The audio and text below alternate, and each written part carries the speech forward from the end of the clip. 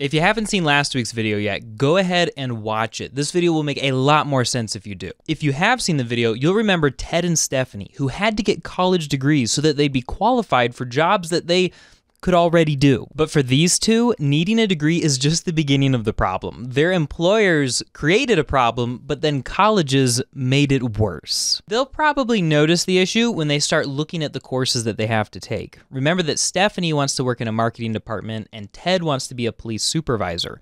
So why do they have to take US History 1, college algebra, basic learning strategies, and music appreciation? This career-focused pair probably has like the same questions in their heads that many of you do when you look at what you'll have to do to earn a bachelor's degree. And that question is, what does any of this have to do with my career? And the answer is nothing. Last week, we talked about how businesses created this absurd demand for college degrees. And this week, we're going to talk about how colleges made college worse. When businesses started requiring bachelor's degrees for almost no reason, Americans started flooding the doors of colleges. And all of a sudden, like starting in the 80s and going towards now, the college population has just skyrocketed. College administrators and people who wanted to be college administrators saw this and were like, there might be some money in this for me. And starting really in the 80s, we saw the rise of the for-profit college. And the best example is probably the University of Phoenix, which was the first to offer a fully online bachelor's degree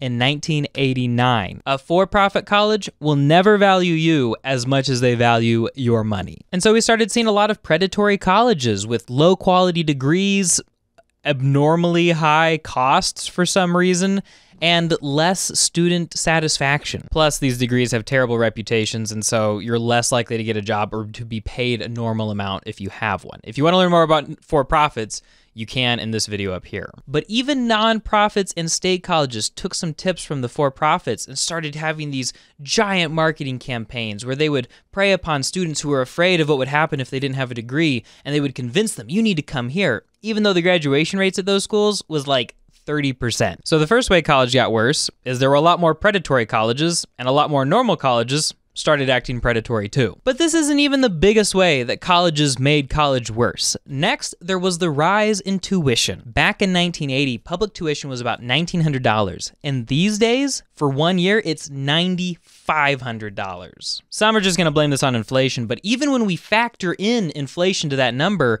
college costs have still gone up by almost 50%. And college is getting way more expensive super quick for a few reasons. Number one, we can't really blame on them. State funding has gone down since the 80s. Two, college executives and vice presidents and whatever are paid way too much. Three, colleges have basically had to become like resorts to attract students to want to come. It's almost like this big daycare where instead of advertising how much you'll learn, they advertise like how much fun you'll have on their campus. Four, because colleges are taking so many more students, they've lowered their admission standards, and therefore students who back in the day wouldn't have been able to really succeed at college or would have had a much harder time now need extra support. So there are a lot more services on campus like writing centers and math labs to be able to support students to succeed, but that all costs more for everybody. Number five, college is experiencing like this record amount of administrative bloat. Positions, coordinators, redundancies, things that don't need to be there, positions that don't need to exist to be able to deliver an education,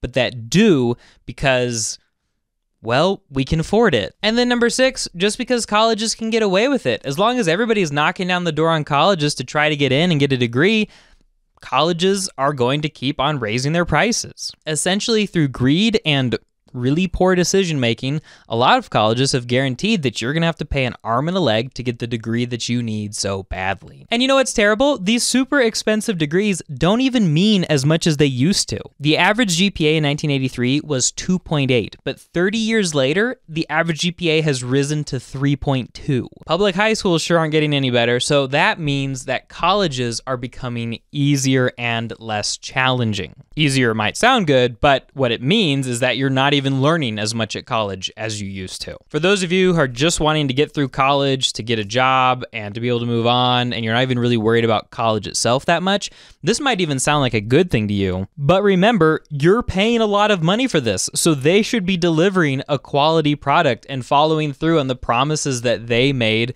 to teach you and educate you. You should be getting a good education for the money that you're paying. And grade inflation just means that more than likely, that education is just getting worse. And I know that some people, maybe you, might be thinking, well, but isn't a college education supposed to make me a better person, make me a better citizen, a more mature adult, a more responsible person? That's a big, complicated question, but basically the answer is no. Don't take my word for it, though. There's this awesome and scary book called The Case Against Education by Brian Kaplan, a professor of economics at George Mason University. In it, he explains that the average bachelor's degree doesn't really make you smarter. He cited this study where first and fourth year students were tested on their critical thinking, and there was basically no difference between those students. 3 years of college hadn't changed a thing. And that's critical thinking. That's like the one thing you're supposed to learn at college. Kaplan goes on to show through a lot of math and a lot of studies that the things we think we're supposed to get from college, like more intelligence, better problem solving, being a better citizen, those kinds of improvements just don't happen in the average college degree. Basically, if you were already a certain kind of person before you started college, you're basically going to be that same person when you leave college, plus, whatever facts you learn. But you know what college does do?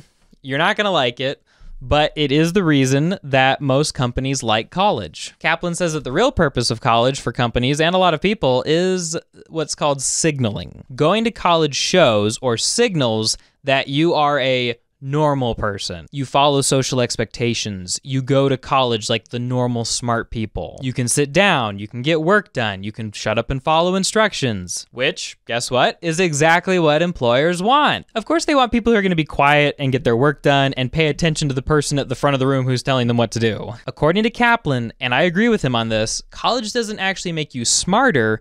It just proves to companies that you would make a really nice cog in the machine. Congratulations, college graduates. You're a low-risk hire for a lazy HR manager. So you see how we've gotten to where we are today? Like we talked about in the first video, businesses have made 60% of jobs require bachelor's degrees when only 25% of them actually need the skills you'd learn in a bachelor's degree. Colleges then started charging more and watering their degrees down. And regular people like you and me were just stuck in the middle, paying more for degrees that taught them less, just so that they could get a job and survive in the middle class. Survive, I might add, by doing jobs that didn't really need the skills that they learned in those college degrees. And you know what? People have had to adapt and go to college. Back in the 80s, only 17% of working adults had a bachelor's degree. In 2015, that number raised to 33%, which, if you're doing the math, also means that your bachelor's degree only makes you half as competitive as it used to because there are so many more people with that bachelor's degree. And these days, it's getting worse. If you want to stand out in the job market, you practically need a master's degree to be able to be the unique one in a room, which could mean you spending more time and money on a degree to be able to do a job where when you show up for the job, they're gonna basically teach you how to do it anyway. The easy solution here would be for companies to say, we're not gonna require bachelor's degrees for our jobs anymore. We wait 10 years for the education economy to settle down, and pretty soon everybody's happy. Of course, colleges could always cut down on administrative bloat and charge reasonable prices. But neither of these institutions seems interested in changing the status quo. It's gonna be a long time before the bachelor's degree is no longer a necessity for so many jobs. But you are not powerless here. You can use what's called competency-based learning to hack your college degree. Competency-based learning, or CBL, is where you prove that you know the information, and then the colleges who accept that kind of CBL say, oh, he passed that test, or oh, he passed that third-party course. Cool, let's go ahead and give him college credit for it and move him along to the next course. So you could study for what's called a CLEP exam in US History 1, let's say. You study for it on your own, you take the test, you get a high enough score, the college you want to go to accepts it, and they say, wow, this guy, he passed it, got this score on this test. He really seems to know something about US History 1. Let's give him college credit for it. Needless to say, it's mostly the super cool, awesome, forward-thinking colleges that are allowing this kind of stuff, but a lot of those colleges are also offering CBL or competency-based learning for work experience. Like if you can show that you've worked in a field for, X amount of years and done X amount of things and have these certifications, you could even earn college credit that way with some schools. If you want to look at some of those schools, I've got a video about them right here. Proving that you know content outside of the classroom can save you like years of time off of your college degree and literally tens of thousands of dollars. It's a really good way to keep this screwed up system from screwing up your future. When I was in high school, I realized that I really didn't want to go into debt for college, and I figured that probably spending 4 years more in the classroom was going to be pretty boring. So I decided to use competency-based learning to hack my degree. I took a CLEP test to prove that I knew how to analyze literature. I earned 6 college credits doing that. I took 23 more similar tests, and before I knew it, I had 102 college credits, which I transferred to Thomas Edison State University, took a few more classes there, and I graduated 1 year after high school for under $7,500. After that, I got a master's in English, a PhD in higher education administration, became a professor, became a department chair, basically joined the system I'd sworn to fight against. And eventually I started my own businesses. But basically I said, I'm not going to let a stupid, broken system beat me, keep me down, put me in debt, or slow me down. I have career goals, I'm going to meet them, and I'm not wasting time. Of course, at that age, I didn't really know what my career goals were, but I knew I'd have some pretty soon, and so I wanted to be ready. And so I'll wrap up by saying that anyone can do this. If you want to take your college degree into your own hands, graduate cheaper and faster so that you can build a career that you are passionate about, then start by subscribing. You can also see my newsletter link down below and sign up for a consultation with me. I normally save people in a single 45-minute consultation about $20,000 and 2 years on college. I'd love to help you too, and together we can set you up for career and college success. Thank you so much for watching my video, and happy hacking.